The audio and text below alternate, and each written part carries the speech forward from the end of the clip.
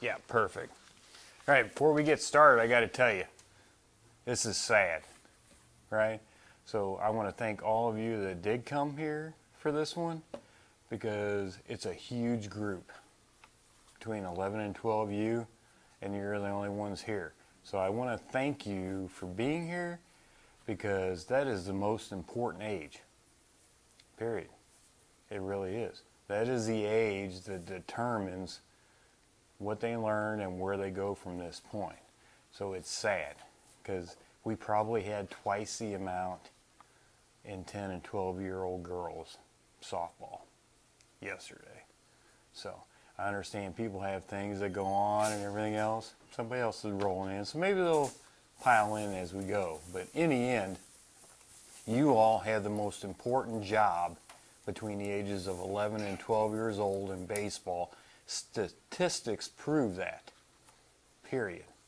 You actually determine whether or not those boys or girls who are playing baseball play at the ages of 13, 14, and 15. It's been proven.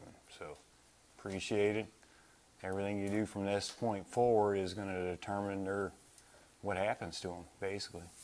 From 8 to 10, they're still trying to decide if they even like baseball or if they prefer video games or anything else. So 11 to 12 was where they start actually learning the game. So most important age. So all right, so what we're going to do is we're going to go through the basic rules. We're not going to keep you here long. That way you can get your equipment, get your game balls, whatever you need from this point forward, get you out of here. But just make sure everybody's on the same page. Nice part is 11 and 12U, there isn't a whole lot of difference. 11U, you get a warning on the ball. 12U, you don't. Pretty quick. So we'll go through it.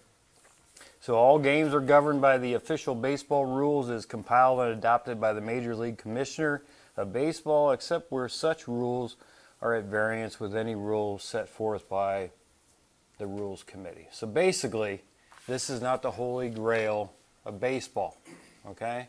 So this white book is only going to really cover you. If you walk out on the field to argue a call, it's only going to cover you on time limits, pitching limits, things of that nature. When it comes to baseball, figure out the Major League Baseball rule because that's where it's going to be, okay? If you ever have any problems or questions that occur during the season, contact the office. We'll handle it from there, and we'll go from there. Welcome, Mr. Lewis. All right, I'll penalize myself and sit There, you're sitting right in front of me. Yeah, I should have got a mint. So, baseballs are going to be naturally 1030s, Wilson 1030s. We like those game balls. They, I prefer the higher seam. Gives them a little bit more to grab on when they throw them. Each team will provide a new ball. You'll also provide a used ball. Okay? Make sure you get your game balls, because if you can't provide a new game ball that's a Wilson, based on the rule, number 3, you're not going to be able to argue any calls. Okay? Keep this in mind. This rule was here last year.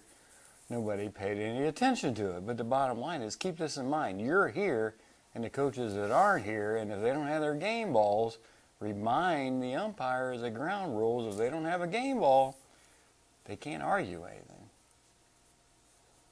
Right? All reality, most of the arguing that occurs doesn't involve what actually they could argue to begin with, because most of the time coaches argue balls, strikes, safes, and outs. And none of those fall under the category of what you can actually argue as a coach. So, but that's neither here or there. So we'll go with that, right?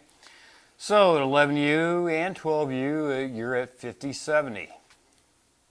Not much difference. It's 5 feet. Highly recommend you get used to now your kids learning to charge the ball. Okay, it is 5 feet. Believe it or not, 5 feet makes a world of difference, whether you're running or playing the ball. Most of you that's been coaching already know that, so I don't have to actually tell you that, but it's true. When you start getting up into 13, 14U, bigger field, especially 14U in the grass field, everything slows down. Ball slows down. If you don't start teaching them now to charge the ball, come into the ball, next 2 years, they're not going to have any idea what's going on. So that is all up to you. So now we're going to move over. Everything's kind of combined here with the 10U and 11U. I don't really like the way that is, but it is how it is. So basically, scroll down to the bottom, David, the very end of the rule book. Make it easier. Instead of trying to bleed the two together. 11 and 12 use 50, 70. Drop third strike, you're playing big boy ball. 11U, you're going to get a warning on a balk. Okay? The umpires are going to be a little bit more pickier, but we still don't like to push balks. Okay? Ask you to do one thing, don't holler balk. Okay? If you see a balk, let the umpire make the call. Don't holler it during the play. Okay? It makes the umpire appear to make their call based off of you saying something. Creates more problems. Now you got to worry about people thinking that they're partial because you said something or anything of that nature. So, but they're not going to be that nitpicky in 11U. 12U, they're supposed to get a little bit better. Okay?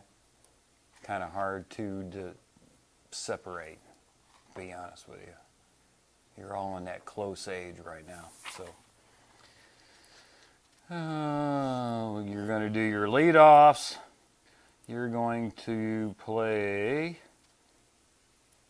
6 innings. Hour and 45, 6 and 6. Big difference is you got 4 and 5 on pitch limits. So at 12U you can pitch 5, 11U you can only pitch 4. Okay? Keep in mind, once you make 2 trips, pitcher's got to go. If you go 3 trips in 1 inning, try not to make another trip after you swap a pitcher, because you're going to have to pull again. Right? Basic standard. So, and that's going to be about it, really. Other than questions, which I'm sure there's not too many that have a whole lot of questions. No? No warning in 12U for balks. No. No. Now, our umpires go through a full balk training, okay? Doesn't mean they're going to call it right. In all reality, what's the bottom rule on a balk, right? Seriously. I'm not trying to be funny here. I know everybody, but in all reality, a balk is to what?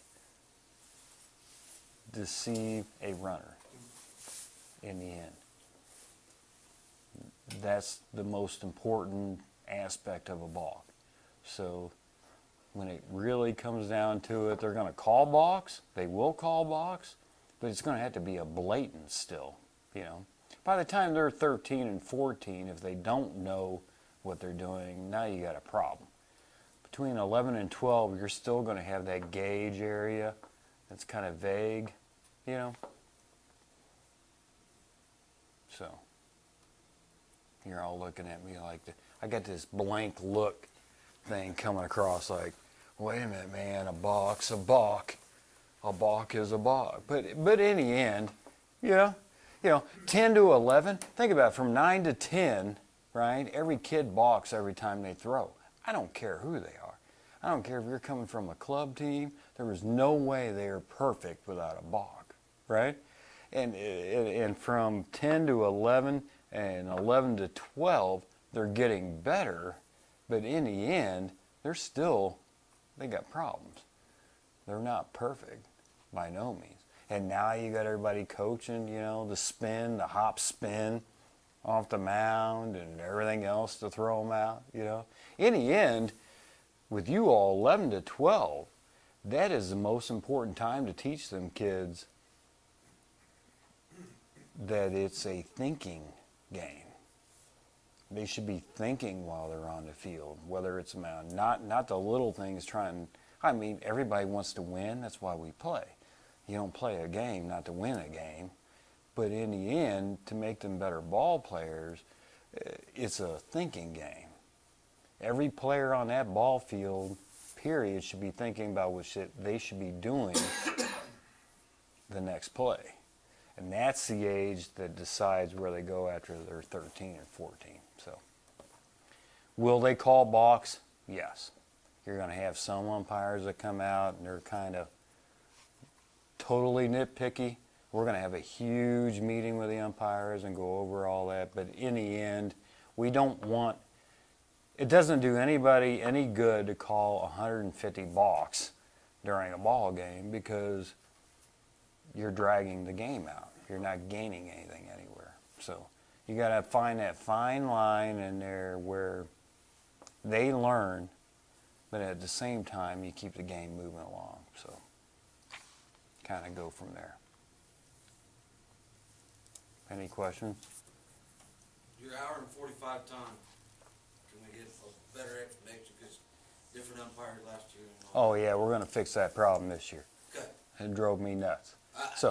Bottom line is you have an hour and 45. Timer's going to be set at an hour and 40. Okay?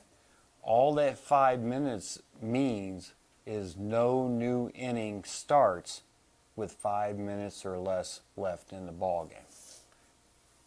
Pretty cut and dry. Had quite a few umpires cut it short. Yeah, the game, they think Right. it's over at that. Right. Yeah, So and they it's can't not. fight. And it's not. Now, there are scenarios where you had 5 minutes left, right? Timer went off, and you won't restart the inning based on run rule limit. You know what I mean? Things of that nature. But the bottom line is, in most case scenarios, you should at least play an hour and 40 unless you meet a run rule limit. Does that make sense? That's the way it should be. Umpires have a tendency, yeah. No, that was a major pet peeve of mine. So, and the league. So we'll fix that problem this year. Yeah, it should be all time. So the whole idea is to give the kids and the players as much time to play as possible, you know, and then from there we go. The whole idea of the 5 minute rule is so, especially if you have a 6 p.m. ball game, you're not dragging out too far just to let people bat, you know. There's no way you can win or anything of that nature, and then that way we can get the next game started, because basically you have curfews over there. So you have curfews at Westhoff and you have curfews at Ozzie. So you have to be off by a certain time. So I'm not going to defend the umpires because in the end, you know, I'm fully aware, and the league's fully aware of the problem. But we'll fix that this year. So if you have a problem, please contact us. Shoot an email, call, whatever you want to. We'd rather fix it early than everybody wait till the end of the year and then they're upset and disappointed and mad or whatever. Just, you know, let us know. But we'll take care of it. So. Anything else on the age groups? Questions? No? All right, 2 things. Lineup sheets. Gotta be first name, last name, number. Okay? Very important. Like we discussed last night. Not to say any of you want to add any players later in the year that shouldn't be there. That would never happen. I would never think that anybody would do that. But the problem we have is it does happen. So we have to have first name, last name, and number, and we do check the lineup sheets. Since you brought that up, Rod, the players being added, if you wanted to do, like, let's say you thought somebody was doing something like that. I mean, I've let it go before, but if it came to a situation where you had to check into it or whatever, like how do you go about doing a roster check if you had to go that route? Okay, basically what you want to do is go to the umpire, okay? Tell them I question this player. Okay, the umpire is supposed to go to the player, ask them their name, right? Make notations on the card, right, about everything. Then it comes back to us in the office. Well, here's where it was a little fishy to me because I always get stuck playing the organization teams. Right. And they have more than one team. Right. And I end up a lot Right. of times seeing the same number, you know. Right. I'll play this team, I don't notice this kid, and the next thing I know there's another kid, and, Right. you know. Yeah. Usually I just let it go, but there's been situations where. Right. I know. It's I was just unfortunate. curious. I was just curious. Yeah. Go to the umpire, and basically the umpire should go to the player, ask them their name, date of birth, address, parents' first and last name. Because basically what occurs, not saying it occurs, but I do believe it occurs, is the fact that they'll put a name of a child that is supposed to be playing on the lineup sheet, and the child playing is not the one. So at that point in time, most of the time, the child doesn't know the information that is necessary to confirm that they are who they are supposed to be. All right. Now we also have coaches who actually are honest and they put the player on the lineup sheet and they're not even on the roster. So just ask the umpire to take all the information from the player of who they are, and then we can reconfirm in like the I office. said too, I've let it go, you know, usually, but there's been situations where, you know, things Right. get out of hand, and then they're saying this and this, and then you know, it's like, Oh, I completely understand. there should be I a know. fair playing field at least, you know. Right. Yeah.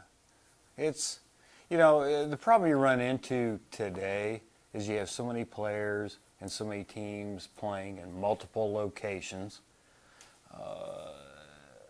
You have, and I don't knock clubs by at no means, so please don't even take it this way. But you have so many what I call upper rec clubs. Used to be you only had your true clubs. You had the Rawlings, and you had the Gators, and you had the Prospects, and you had everything else. Now you had everything's kind of trickled down, and it's all kind of gotten bigger because parents don't want to coach anymore. So a parent is willing to come in and pay $350 to $450 to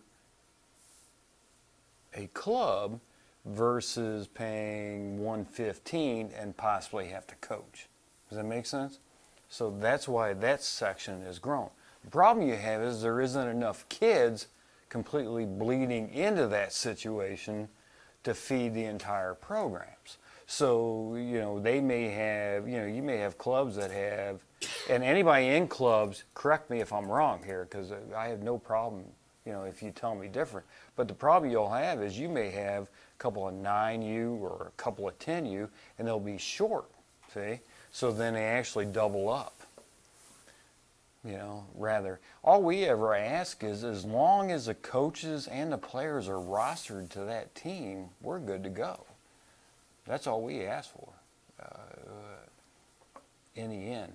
But that's where it's really coming from nowadays versus 14 years ago. You know, it's not the same anymore. So, but we do take it seriously. It's very important to us to make sure, two reasons, and we can bleed right into the federal regulations now, right? Hopefully everybody's aware that federal government has now gotten involved in youth sports. And I kind of made mention of that a little bit in the email sent out, but they are involved because of the U.S. Gymnastics. As a nonprofit league, we are liable and responsible to follow those regulations. So if you have anybody who is coaching on the field or in the dugout, they've got to be registered and they have to be background checked, period. That is not anything that we're trying to push, but in order for us to keep our nonprofit and corporation level with federal. Yeah? Is there a number of max that you can have of coaches? No, on the field? you can have, what do you mean, on the field? Yeah, the reason I asked, because I had a game last year, I had like 8 coaches literally standing on the sideline, outside of the dugout on the field. No. I'll make a mental note and bring that up. So I asked the umpire, and he said it's not a normal thing, but no, just kind of weird. No. Everybody should be in the dugout. I mean, at your age at 11U and 12U, and then you were 10U last year or 11U? 11U. Yeah, 11U. Bottom line is, everybody here watches baseball, right? Mm-hmm. Right? So there shouldn't be anything going on in your ball game that doesn't happen in a regular baseball game when you watch the Cardinals. It's that simple. You're playing real ball now. So it doesn't mean you can have 17 coaches standing out in the foul lines on both sides. It shouldn't happen. So, and when you have that happen, bring it up. Because now you told me that. Now when we have our meeting with the umpires, we can bring it up and be like, brought it to the umpires' attention. we already have a little bit of flexibility. You'll see some umpires that allow the coaches to sit out right outside the dugout on a bucket. In a whole bit. We try not to push the issue. Now if you get cracked in the head, that's your own stupidity for sitting there. But I'm not gonna keep you from doing that over the league. But it was a distraction too. Like I had like my third baseman, let's say. But in the they're all end, standing over there talking, and he's distracted by all these coaches. Like, what are these guys doing? But in the end, there should be nothing going on in your games that you don't see when you watch the Cardinals. Or the Cubs, if we have any Cubs fan here, and I just pray we don't, but that's okay. But if we do, that's fine. But in the end, that's what it really comes down to. You're playing real baseball now. So play it the way it is. Don't stick 7 coaches outside the dugout and everything. So on the lineups, first name, last name, number. If you refuse to do so, you have 15 minutes and the manager can be ejected. If you don't do it from there, then the assistant coach has to get it to us, and if it doesn't happen, the game will be forfeited. It's the only way we know to control exactly what's going on with the players. You've got so many players today that are playing on 2 teams, playing rec, which I understand and the league understands. You may have somebody that's playing a select team that never gets to pitch on a select team, so they go down, they play on a rec team. You have players that actually play on a traveling team, but they love playing with their friends that they go to school with. We don't have a problem with that, but they got to be registered. And unfortunately, we live in a world where insurance rules everything. And any of you that have medical and everything else, you all realize that's basically what it comes down to. So if that child is not legally on a roster and they get hurt, it totally nullifies you as a coach under the OCAC umbrella. Period. And even though maybe as a club you might have your own insurance, but then you're going to be on your own when it goes to court. And trust me, we went through some situations as a league, 7 years on a foul ball during a tournament. 7 years, went all the way to the top of the Missouri Appeals Court. So it can run into major dollars. If all you got to do is make sure your coaches and your players are registered. That's all you have to do.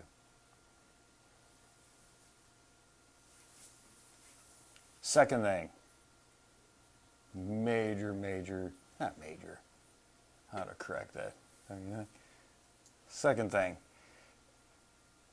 fouling umpires. Okay?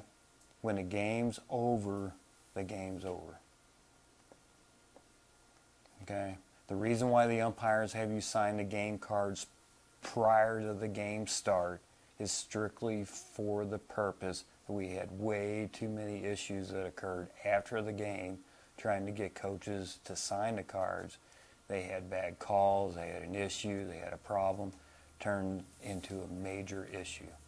It's very clear in the rule book you're going to get, and it's been there actually now for a couple of years, that fouling the umpire, once the game's over, he or she, whether it's to the dugout, whether it's to the parking lot, whether it's you're jawing at them in between Ozzy C and D, okay, you're gone. It's automatic suspension from the league, period. We had way too many people that did that. Borderline police called, assaults, and we're just not going to have it here. We can't. Last thing we need in O'Fallon, Missouri, or St. Charles County is to be on the news because somebody ended up into an altercation over a call on 11 and 12 U's. So, and even though you all had the most important job in your age group, it's almost the most dangerous because you have kids and parents who believe they've already learned everything they're supposed to learn. So you have the hardest job, in my mind, in this age group. So,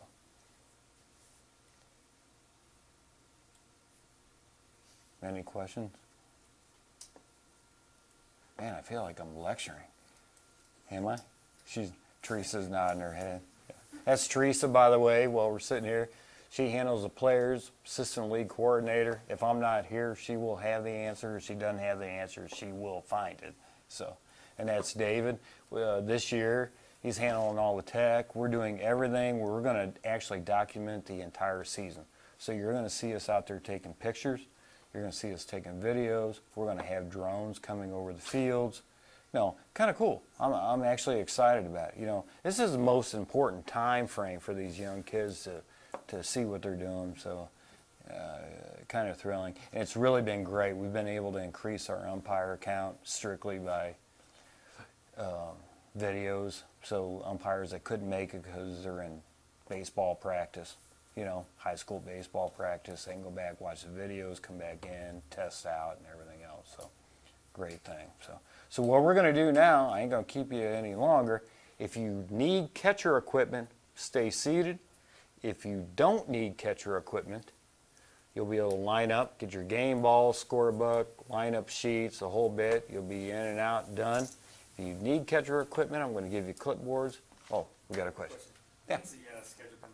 Oh, I never said that. Well, that's a catch question, man. Yeah. No. No. So, latest date, March 29th. March 29th. Mm-hmm. And first game is Week of April 8th.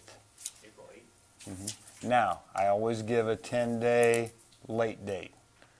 When everything's done earlier, schedules, believe it or not, all come down to everybody. Not only your age group, it all comes down to everybody's conflicts. So, if nobody had conflicts, we could have schedules done in 2 days. Easily. Problem you have is today, everybody has, I practice on Tuesday. I got kids that play, dirty word, soccer on this day. That's only a dirty word when you're in a baseball, softball league. So, the key is, in the end, the 29th is the latest date, but as soon as they're done, I'll turn them on and send an email out to everybody. So, I don't foresee a problem. Everything looks pretty smooth. So, yeah. And well, we got warm temperatures and wind coming through. So, hopefully it's coming pretty good because we got live umpire training next Saturday on the 23rd, so we better warm up and do something quick because we've got about 30 umpires we need to get some live training in before we get them out on the field. So I talked to Eric with the city. He guaranteed me that if the weather stays true down the road, we'll be good to go on the 8th. So now we can't guarantee come the 8th what the weather's going to be. You know, we've done umpire training at the end of March and had snow, so you just don't know. But right now, I think they're projecting what, 60s. 60s the rest of the week. Yeah, high winds help. So everybody hates it right now, but that's probably the best thing you could ever have is the winds, the warm temps. We'd love to be like Chesterfield and have schedules out. Yeah, but yeah, they also have all their teams signed, paid for by when? Yeah, yeah. So, doesn't happen that way over here. So, make my life a lot easier. I can tell you that much. But no, it ought to all roll pretty good. So we'll get it out. We try to give you at least 10 to 14 days. So. At least around about the parents. Right. Yeah. Give them an idea. Well, you know, what happened to the days? I have to ask. What happened to the days that when you were playing ball, you just said, "Hey, we're playing Monday through Friday," and then when the schedule comes out, but it's not that way anymore. I can't. I know I'm showing my. You said that other word. That's what I don't get. They signed up for baseball and the other one. Yeah. You signed up for both. It is what it is. I mean. Yeah. If two conflicts run into each other, I guess it shit happens. I mean, that's what I see. Yeah, I don't know what happened. You know, I mean, I know I'm showing my age, and I know I've been around a long time, but it's not the same. I mean, It's not. I mean, a while back, it was like straight up, hey, you knew you were going to play any day, Monday through Friday. It's no different than when we start getting phone calls here in the office at 10 a.m. in the morning because it rained the night before. Want to know if the fields are rained out. Didn't even give them enough time for the wind and the sun to blow on them. So it just is what it is. I can tell you this much. We won't deal with your parents once we get rolling.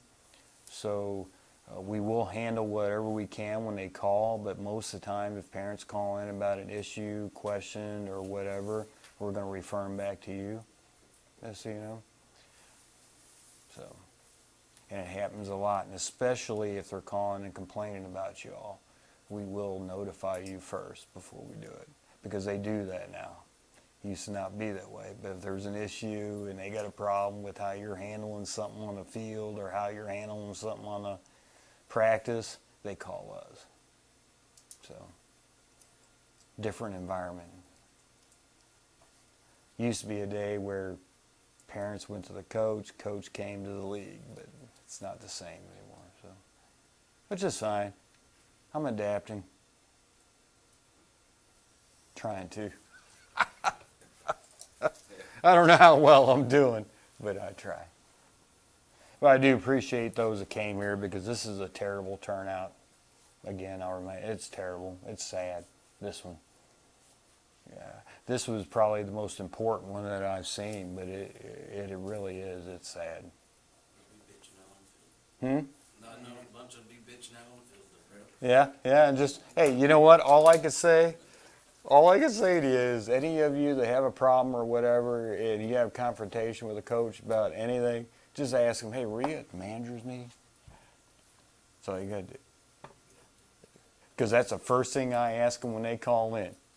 First thing I ask when somebody calls in and asks me about something. Because right now is the opportunity to ask all your questions.